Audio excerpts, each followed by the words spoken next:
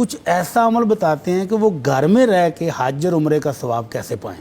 اللہ نہیں جا پا رہے، جیسے آپ کی فلائٹ اچانک مس ہو گئی تو نہیں جا پا رہے، یا جیب خرچ ابھی اتنا نہیں ہے کہ وہاں پہنچ سکے، تو وہ گھر میں رہتے ہوئے ان دونوں عبادتوں کا ثواب کیسے لے سکتے ہیں. سبحان اللہ سبحان اللہ. تھوڑی سی محنت کرنی پڑے گی جی. اور گھر رہتے ہوئے اتنا عظیم اجر و ثواب آپ لے سکتے ہیں. تو آمنہ کے لال صلی اللہ علیہ وسلم فرماتے ہیں من خرج من بیتہ متطہرا الی صلاۃ مکتوبہ. جی.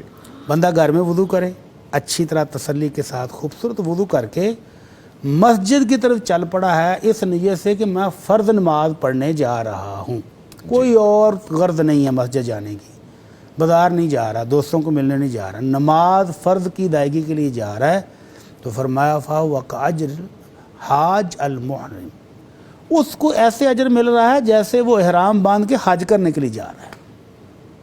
اس کا یہ مسجد تک کا سفر ہزاروں میل بیت اللہ کی طرف جانے والے سفر کے برابر قرار پایا ہے آمنہ کے لال صلی اللہ علیہ وسلم کی گارنٹی سے صلی اللہ علیہ وسلم. اور جو بندہ فرض نماز کی بجائے نفل نماز کی ادائیگی کے لیے مسجد کی طرف جا رہا ہے کہ میں ابھی فرض کی نماز کے لیے ٹائم ہے تو جا کر میں وہاں تحیۃ المسجد پڑھوں گا، میں اشراق پڑھ لوں گا، میں 2 نفل وضو کے پڑھ لوں گا، کسی بھی نفل نماز کی نیت سے مسجد کی طرف جاتا ہے تو اللہ کے نبی صلی اللہ علیہ وسلم فرماتے ہیں اجرہ کاجر المعتمر، اس کا اجر و ثواب ایسے ہے کہ جیسے وہ احرام باندھ کر عمرے کی نیت سے چل پڑا ہو. سبحان اللہ.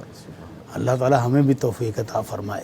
آمین. اور ایک نماز کی ادائیگی کے بعد دوسری نماز کے لیے پھر مسجد کی طرف بھاگا جا رہا ہے، اور اس وقفے کے دوران ایک نماز سے دوسری کے درمیان کوئی بیہودہ گوئی نہیں کرتا، کوئی فضولیات نہیں کرتا، نیکیوں میں لگا ہے، ذکر اذکار میں لگا ہے، اللہ کے ہاں اپنے اعمال کو بڑھانے کی کوشش کر رہا ہے، تو فرمایا یہ بندہ تو اس کا تو نامہ مال علیین میں لکھ دیا جاتا ہے. اللہ اکبر. علیین میں مومنوں کے اعمال ان کے نامہ مال کی حفاظت کے لیے لکھ دیے جاتے ہیں، اور علیین وہ مقام بھی ہے جہاں مومنوں کی روحیں ہوں گی. تو گویا یہ اللہ کی رحمتیں پانے والا، جنت حاصل کرنے والا خوش نصیبوں میں شامل ہو گیا ہے کہ جو ایک نماز سے دوسری نماز تک بھی اللہ کو یاد رکھتا ہے، اللہ کا ذکر کرتا رہتا ہے.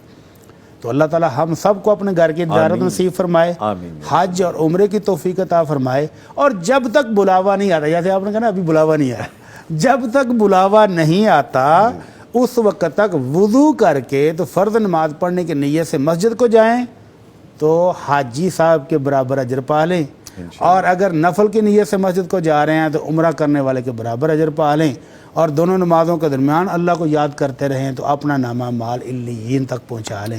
اللہ ہم سب کو توفیق عطا فرمائے. آمین یا رب العالمین. اچھا بھٹی صاحب، یہ تو گھر کے لیے آپ نے کہا، اگر ہم آفس میں ہوں، آفس میں ہی ایسے ہو سکتا ہے کہ ہم آفس سے وضو کر کے اچھے طریقے سے نیت کر کے مسجد کی جانب جائیں؟ مقصد یہ ہے کہ آپ مسجد جا کے وضو نہ کریں، بلکہ جہاں سے چلے ہیں جی جی نیت وہیں سے ہوگی ہے نماز کی. جیسے ہم احرام باندھ کے میقات سے تو چل پڑتے ہیں کہ اب حج ہی کرنا ہے، عمرہ ہی کرنا ہے، جی جی، تو اسی طرح جہاں پر آپ موجود ہیں وہیں پر وضو کریں جی جی، اور اس نیت سے چل پڑے مسجد کی طرف کہ میں فرض نماز پڑھنے جا رہا ہوں، تو وہ حاجی صاحب کی طرح اس کو اجر و ثواب ملنا شروع ہو جاتا ہے. الحمدللہ.